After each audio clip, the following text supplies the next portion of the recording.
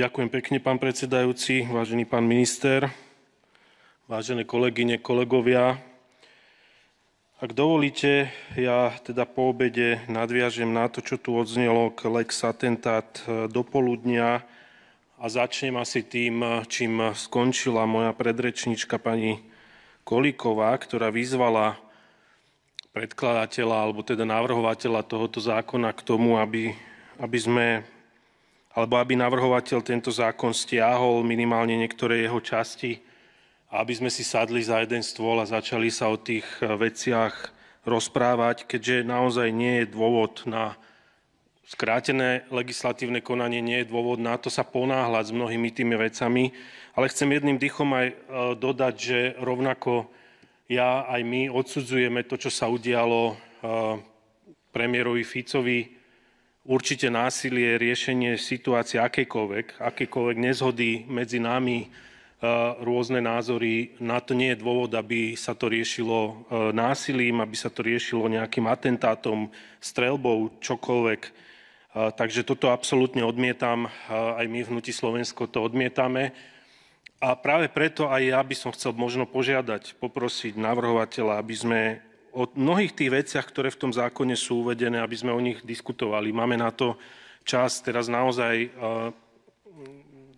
z pohľadu teda toho, čo aj navrhovateľ uvádza, že dôvod predkladania tohoto zákona je zhoršená bezpečnostná situácia v Slovenskej republike.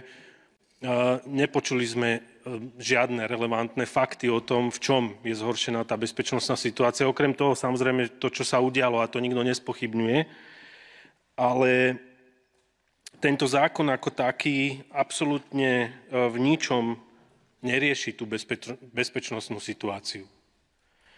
Môžeme sa naozaj baviť o mnohých tých veciach a ja sa postupne k ním vyjadrím, tak ako idú, ako sú navrhované, ale tento zákon neupravuje to, čo má v názve. Okrem posilnenia ochrany niektorých ústavných činiteľov alebo vybraných ústavných činiteľov, ktorá bude vyjadrená aj formou zákona, čiže bude tomu daná vyššia právna sila. A samozrejme to bude zahŕňať aj ochranu po výkone funkcií týchto ústavných činiteľov, tak žiadne z tých navrhovaných opatrení nesmerujú alebo nehovoria o tom, akým spôsobom chceme zmeniť tú bezpečnostnú situáciu. A ja sám som za to, poďme o tom hovoriť, lebo tá situácia v spoločnosti je napätá. Tak ako tu už odznievalo x-krát, veď aj ja osobne, my sme boli účastní mnohých vyhrážok. A je tomu aj dnes tak. Každý jeden deň.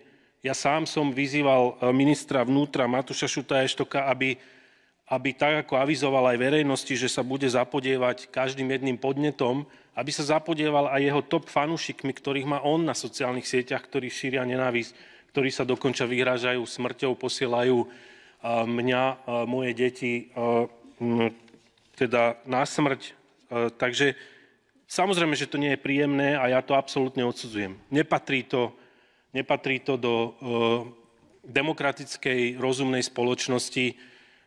Takúto formu komunikácie ja neschvaľujem, naopak ja ju odsudzujem. Takže ja naozaj by som chcel vyjadriť nádej, že by sme o takýchto veciach, o tých, ktoré sú aj tu navrhnuté, o tom, ako zlepšiť situáciu v spoločnosti, ako možno zlepšiť do budúcna ochranu ústavných činiteľov, poslancov, ale aj samotných občanov Slovenskej republiky, aby sme o tom hovorili aj s odborníkmi, možno pri nejakom okrúhlom stole, kde bude viac času a viac príležitostí povedať argumenty a nie v rámci skráteného legislatívneho konania alebo len pri rozprave v parlamente.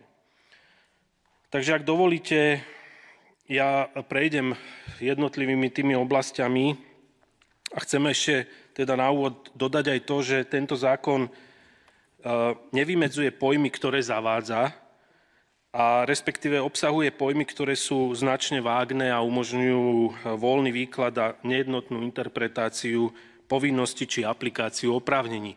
A viacero z tých sme už hovorili napríklad aj v súvislosti s tou navrhnutou zmenou v podmienkach zhromažďovacieho práva, kde jednoznačne na to upozornil aj pán ombudsman a viaceré verejné alebo štátne inštitúcie, že tou navrhovanou novelou alebo tou úpravou dochádza k porušovaniu práv zhromažďovania, že to je možno až za hranou toho, čo by sme naozaj reálne v demokratickej spoločnosti chceli. A aj sám pán ombudsman poukazuje na to, že aj v súlade s európskymi normami pri ochrane ľudských práv je uvádzané, že zhromažďovacie právo by malo byť obmedzované len v nevyhnutnej miere.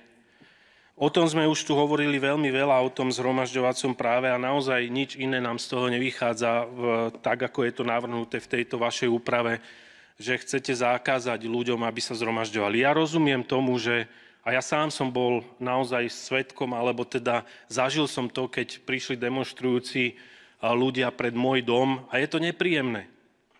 Áno, poďme sa o tom baviť, v akom zmysle to dokážeme nakoncipovať tak, aby neboli vyrušujúce zhromaždenia alebo hejtujúce zhromaždenia pred obydliami politikov alebo verejných funkcionárov. To je v poriadku. Poďme sa o tom rozprávať, ako to vieme zakotviť, ale nie takým spôsobom, ako je to teraz navrhnuté v tejto vašej úprave, kde dochádza k úprave podmienok a rozsahu, za ktorých možno, alebo teda, áno, za ktorých možno výkon zhromažďovacieho práva obmedziť. Bolo tu už spomenuté, akým spôsobom boli obmedzované zhromaždenia. No, neboli obmedzované. Samozrejme je rozdiel, keď máte vyhlásený núdzový stav z dôvodu pandémie a šírenia nákazlivej choroby. A je rozdiel zhromažďovanie obmedzovať, keď nie je žiadna takáto situácia na Slovensku, keď teda ľudia vychádzajú do ulic len preto, aby vyjadrili svoju nevôľu s vládnutím alebo chcú vyjadriť určitý protest voči tomu, akým spôsobom sa správa vláda. Toto je zásadný rozdiel a tento by sme si mali samozrejme uvedomiť. Čo sa týka tej oblasti, kde idete a navrhujete teda rozšírenie ochrany osobám a chcete to zakotviť v zákone, OK, v poriadku, doteraz to bolo len v uznesení vlády, ale ja osobne som nevnímal žiaden problém. Fungovalo to tak roky a naozaj si myslím, že ktokoľvek mal problém alebo sa cítil nejakým spôsobom ohrozený a požiadal o ochranu, tak táto ochrana mu bola pridelená. Dokonca navrhovateľ určite vie veľmi dobre, že táto ochrana nebola poskytovaná len Úradom na ochranu ústavných činiteľov, ale aj policajným zborom v niektorých prípadoch, kedy to bolo oprávnené. Takže toto funguje a fungovalo a nie je teraz dôvod na to, aby táto oblasť bola týmto spôsobom v tak krátkej dobe menená. A už vôbec nie je dôvod na to, aby sa potom v tejto oblasti zavádzal inštitút doživotnej ochrany pre či pána premiéra alebo ďalšieho najvyššieho ústavného činiteľa, predsedu parlamentu a dokonca jeho rodinných príslušníkov. Ak si to odôvodníme alebo ak sa zhodneme na tom, ja si myslím, že toto je oblasť, kde by sme naozaj mali hľadať spôsob v rámci komunikácie, kde vieme dospieť k nejakému celospoločenskému širokému konsenzu medzi koalíciou a opozíciou, pretože toto sú vážne veci. Toto sú veci, ktoré nebudú platiť jeden deň, týždeň alebo mesiac. Toto sú veci, ktoré potom budú platnosti možno roky. Tak my sa tomu nebránime. Naozaj poďme o tom hovoriť, poďme skúsiť nájsť spôsob, ako to nastaviť, pretože tých argumentov preto aj z vašej strany, ktoré odznievajú, prečo by to mal pán premiér či dvojnásobný mať, v poriadku, ja ich akceptujem. Ale aj my máme argumenty, ktoré ja potom hovorím, prečo by nemal mať premiér, ktorý bol vo funkcii premiéra. A bez ohľadu na to, či tam bol mesiac, rok alebo celé funkčné obdobie. Poďme sa baviť, a my sme sa o tom bavili aj v predchádzajúcom období. Pani ministerka bývalá spravodlivosti to spomenula. Veď my chránime prezidentov do konca ich života v poriadku, ale my sme porovnávali aj právne úpravy iných štátov, kde nie všade je to takto. Vo veľa krajinách Európskej únie majú túto ochranu poskytovanú najvyšším ústavným činiteľom, alebo teda, ak chcete, konkrétne prezidentom, napríklad 5 rokov po uplynutí funkčného obdobia. A my sme to naozaj analyzovali, že a chceli sme ísť tým krokom, že budeme sa približovať k týmto krajinám, ale my teraz tu máme úpravu, ktorá hovorí o tom, že ideme rozširovať ten okruh poskytovania ochrany pre ústavných činiteľov až do konca života. Čo samozrejme, jedna vec je sa zhodnúť na tom, či je to potrebné a za akých podmienok. A druhá vec je si povedať aj to B, čo to bude všetko obnášať, lebo viete, to nie je len o tom povedať, že áno, správame tú ochranu, ale tú ochranu musí niekto aj zabezpečovať. A ja sa vrátim k tomu, čo tu aj odznelo dnes od pani Kolíkovej, že sme debatovali o tom, koľko máme my na Slovensku chránených osôb vo vzťahu k počtu príslušníkov Úradu na ochranu ústavných činiteľov. Dámy a páni, možno mnohí z vás to neviete, ale v porovnaní s Európskou 27, a ja si trúfam povedať, že aj vo svetovom a v globálnom ponímaní, my máme najviac chránených osôb pomeru počtu príslušníkov Úradu na ochranu ústavných činiteľov. Najviac. Nechcem hovoriť konkrétne čísla, pretože neviem, teraz netuším, že či to náhodou nie je nejaká utajovaná skutočnosť a nechcem ju teda prezradiť, ale aby ste si vedeli predstaviť, keby som zobral, aby sme vedeli zhruba, o čom hovoríme, že ak v Českej republike je 1000 príslušníkov Úradu na ochranu ústavných činiteľov, tak majú 5 chránených osôb. My, ak máme 500 príslušníkov Úradu na ochranu ústavných činiteľov a máme ich 50. Samozrejme, tie čísla som si teraz vymyslel, ale aby ste si vedeli predstaviť zhruba ten pomer. To je absolútne nepomer v zmysle tom, koho my všetkého chránime. Áno, my sme tie debaty viedli v zmysle, či potrebujeme zabezpečiť Úradom na ochranu ústavných činiteľov napríklad sudcov, prokurátorov. Bola to legitímna debata práve preto, že jednoducho kapacitne, technicky ten Úrad na ochranu ústavných činiteľov nedokázal zabezpečiť ochranu úplne všetkým. Respektíve, ak dokázal, tak s výpätím všetkých síl, kde potom sa, samozrejme, keď sa niečo stane a stalo sa aj toto nešťastie, ktoré všetci odsudzujeme, tak potom sa rozprávame o tom, či mali výcvik, či mali tréning, koľko teda absolvovali tých tréningov a výcvikových hodín. No samozrejme, že ak sú epizodickí ochrancovia neustále v teréne, lebo tých chránených osôb je veľa, no tak kedy majú chodiť na ten tréning? Musia aj spať, musia aj oddychovať. Niektorí z nich sú aj chorí, sú na očerkách, sú to ľudia, rovnako z mäsa a kosti, tak ako aj my. Takže ak sa bavíme o týchto veciach, pán navrhovateľ, tak sa bavme potom aj o tom B, lebo to si bude vyžadovať oveľa viac personálu, oveľa viac finančných prostriedkov. A ja v tomto návrhu v vašom zákone som síce sa dočítal, že to bude mať vplyv na rozpočtovú kapitolu ministerstva vnútra, no ale na jednu stranu, alebo teda z druhej strany sme počúvali aj od pána ministra financií, v akom zlom stave sú verejné financie a teda, že bude potrebné, aby štát šetril. Tak to mi celkom nesedí v tomto zmysle, pretože vy viete veľmi dobre, že to navýšenie pri takomto teda rozsahu, ak sa ten zákon príjma, tak to nebude navýšenie o 1 alebo 5 ľudí, ale to budú v desiatkách príslušníkov policajného zboru a samozrejme technika, vozidlá a tak ďalej, čo budú pomerne vysoké čiastky.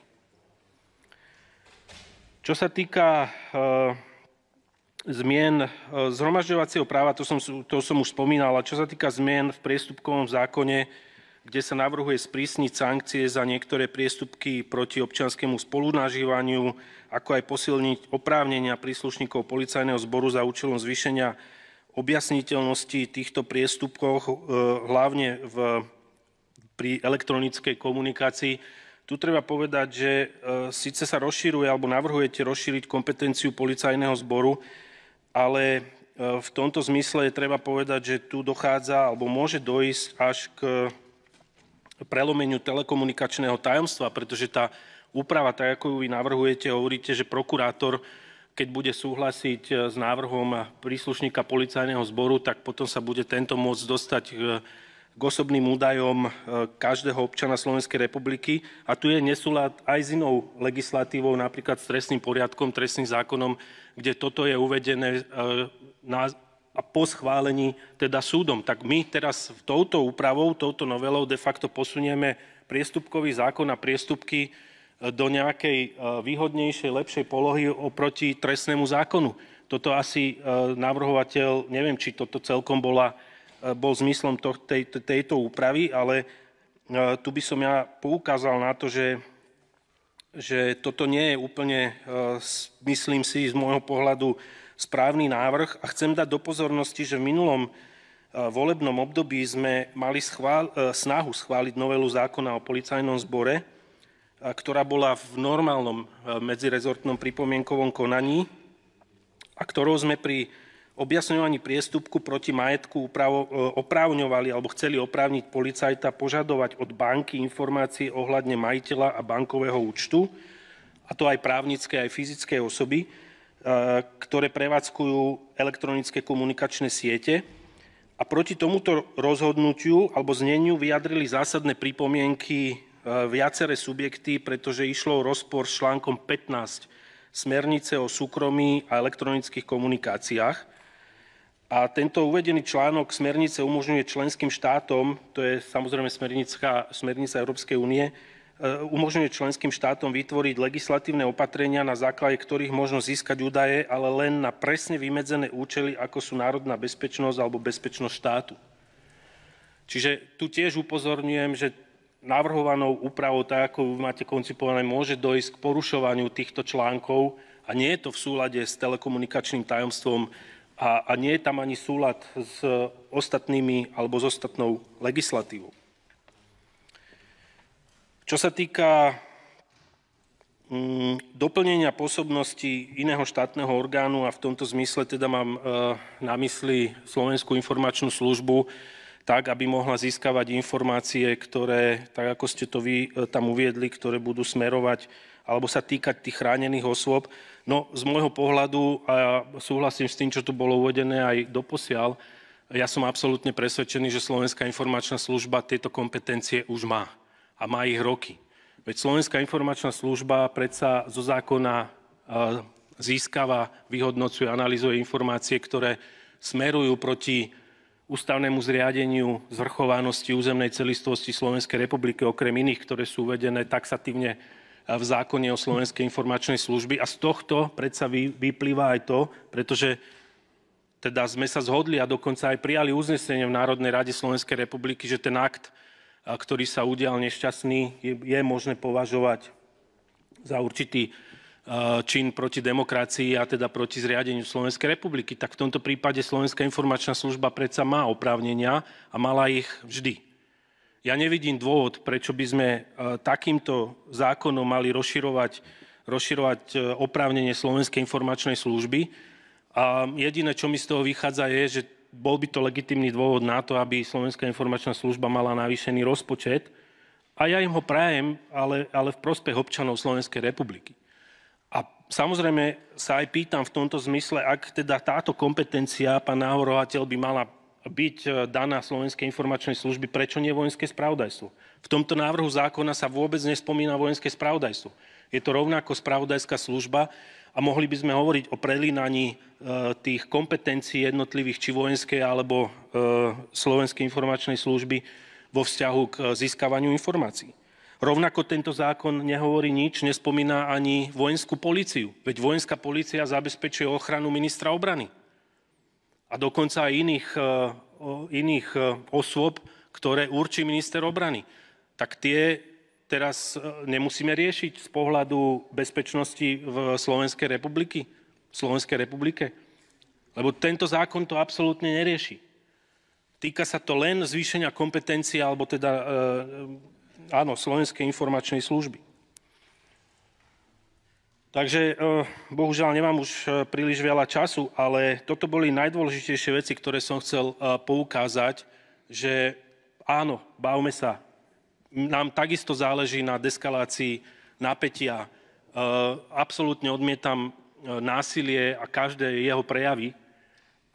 Poďme sa o tom rozprávať, pán navrhovateľ, pri nejakom okrúhlom stole s odborníkmi, spravodajca, ale zastupujete aj navrhovateľa, tak poďme sa o tom rozprávať, poďme o tom debatovať, keď máme na to čas a nie len v parlamente. Ďakujem pekne za pozornosť.